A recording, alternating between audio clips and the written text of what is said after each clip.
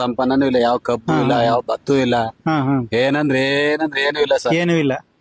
ಅವ್ರಿಗೆ ಆ ಕುರಿಲೇ ಅವ್ರ ಅಪ್ಪ ವ್ಯಾಪಾರದಲ್ಲೇ ವ್ಯವಹಾರ ಮಾಡಿರೋದು. ಇವತ್ತು ಏನ್ ಅಲ್ಪ ಸ್ವಲ್ಪ ಗಿಲ್ಲಿ ಹೋಗಿ ಅಲ್ಲಿ ಹಾ ಹಾ ಒಂದ್ ಸ್ವಲ್ಪ ಇದ್ ಮಾಡ್ಲಾಗಿ ಆ ಮನೆಗೆ ಗಾರೆ ಹಾಕ್ಸಿರೋ ಸರ್.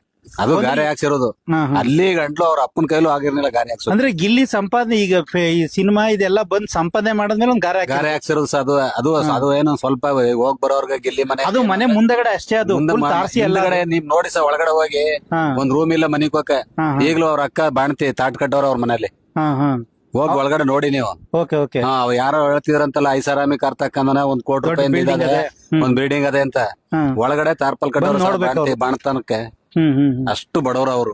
ಹ್ಮ್ ಇವತ್ತು ಅವರು ಒಂದ್ 4-5 ಕುರಿ ಮಡಿಕೊಂಡು ವ್ಯವಹಾರ ಮಾಡಿ ಹ್ಮ್ ಹ್ಮ್ ಒಂದ್ ಇದ್ ಮಾಡ್ತಾರ ಸರ್. ಅದ್ ಬಿಟ್ರೆ ಹ್ಮ್ ಹ್ಮ್ ಅವ್ರು ಯಾವತ್ತು ಐಷಾರಾಮಿ ಅಲ್ಲ, ಹ್ಮ್ ಯಾವತ್ತು ಇದಲ್ಲ. ಇನ್ನು 2 ವರ್ಷಕ್ ಬನ್ನಿ ಹ್ಮ್ ಅವ್ರ ಅದೇ. ಇನ್ನೇನಾರು ಬಂದು ಅವ್ನೇನಾರು ಒಂದ್ ಒಳ್ಳೇದಾಗಿ ಒಂದ್ ಗೆದ್ದು ನಾಲ್ಕು ಬಂದ್ರೆ, ಸಂಪಾದನೆ ನಾಲ್ಕು ಮಾಡಿ ಸಂಪನ್ನ ಮಾಡಿದ್ರೆ ಏನೋ ಅನುಕೂಲ ಊರ್ಲಿ ನಾವು ಹಿಂಗ್ ಪರವಾಗಿಲ್ಲ ಅನ್ನೋ ಮಟ್ಟಕ್ಕೆ ಹೋದ್ರೆ ಏನೋ ಹೊರ್ತು. ಹ್ಮ್ ಈಗ್ಲೂ ಸಹ ಅವರು ಹ್ಮ್ ಒಂದ್ ಆಮಿಲ್ಲ, ಒಂದ್ ಇದಂದ್ರೆ ಏನಂದ್ರೆ ಏನಿಲ್ಲ. ಅವ್ರ ತಾಯಿ ನೋಡ್ರಿ ನೀವು, ಹ್ಮ್ ಹ್ಮ್ ಅವಳಿಗೆ ಕತ್ತಿಗೆ ಒಂದ್ ಚೈನ್ ಇಲ್ಲ ಕತ್ತಲ್ಲಿ ಹೇಳ್ತು. ಹಾ ಹಾ ಹತ್ರ ಕೇಳಿ.